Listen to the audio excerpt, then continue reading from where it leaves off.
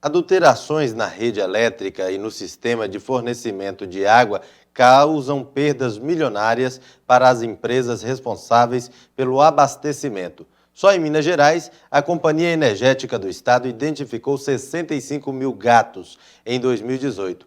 Já a Copasa, responsável pela distribuição de água em diversas cidades mineiras, deixou de arrecadar 400 milhões de reais no ano passado. Nas ruas de Belo Horizonte não é difícil encontrar uma cena como esta. Ligações de energia clandestinas, os chamados gatos, estão espalhados pela cidade.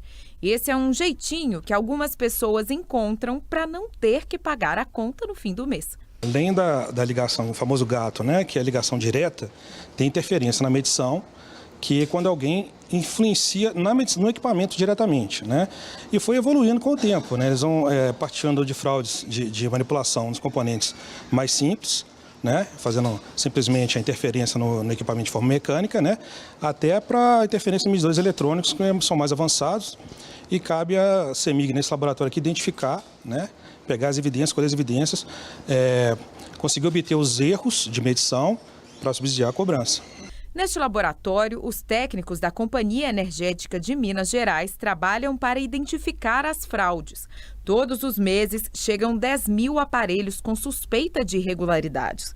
Aqui, eles são analisados e é possível ver, inclusive, há quanto tempo ocorre o furto de energia. O leiturista ele identifica um problema na leitura da medição, né? É gerada uma inspeção, o eletricista vai lá, identifica e lavra o termo de ocorrência de inspeção quando detectar alguma irregularidade na medição. Tá? O medidor, quando é no equipamento, o medidor é retirado e enviado para o laboratório e o consumidor ele pode acompanhar essa análise, né, presencialmente aqui no laboratório da CEMIG. Só no ano passado, as ligações irregulares no sistema elétrico representaram um prejuízo de 450 milhões de reais para a CEMIG. A estimativa da companhia é de que, sem as adulterações, a conta de luz dos mineiros poderia ser até 5% mais barata. Este engenheiro explica que nos últimos 3 anos o número de irregularidades cresceu e as perdas comerciais da empresa aumentaram 30%. Por isso, a fiscalização teve que ser intensificada.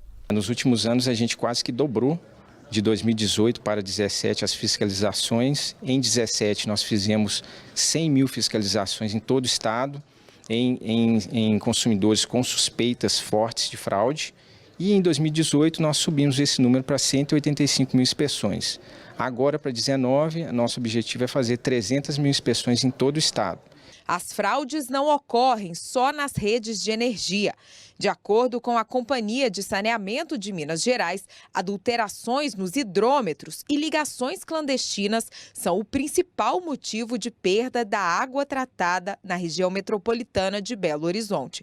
No ano passado, a Copasa deixou de arrecadar 400 milhões de reais por esse motivo. Hoje, na região metropolitana, nós temos cerca de 250 mil economias de água em situação, avaliadas em situação de gato ou fraude ou factível de água. Isso significa aproximadamente 600 mil, 700 mil pessoas que estão nessa situação. Quem paga água, quem paga energia, paga pelo gato do cidadão sem consciência que está fazendo essa ação, né? Quem comete fraudes desse tipo pode responder criminalmente por meio do artigo 155 do Código Penal.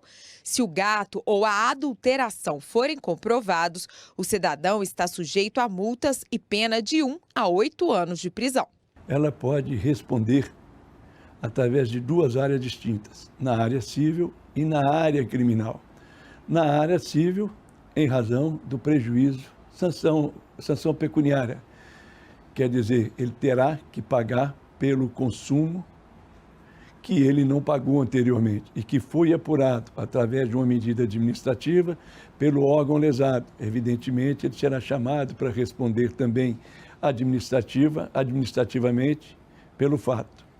E na área penal também, ele vai responder uma ação penal pelo delito de furto que foi praticado. Então, são 2 questões distintas, na área civil e na área criminal.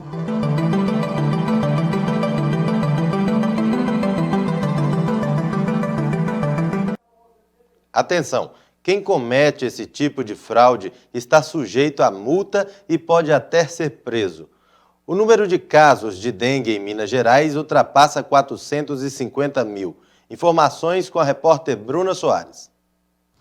Na última sexta-feira, dados divulgados pela Secretaria Estadual de Saúde apontam que os casos de dengue chegam a mais de 450 mil no estado em 2019. Em comparação com o balanço do último dia 16, foram aproximadamente 5,8 mil novos registros, sendo cerca de 1,5 casos referentes ao mês de julho.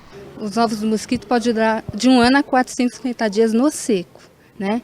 Se a pessoa pegar uma vasilha com água, jogar fora e não fizer a limpeza com a bucha, quando chover, né, ou ela molhar, pode eclodir em 20 minutos, eclode os ovos e tem a larva do mosquito.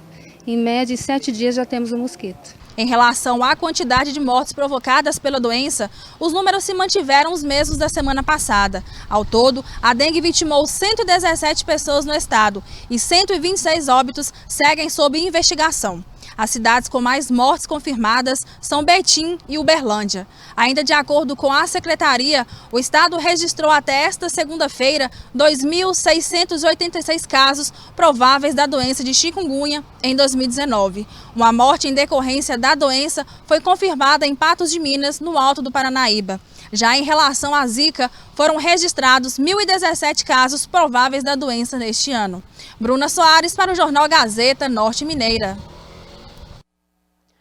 O Jornal Gazeta Norte Mineira volta em instantes.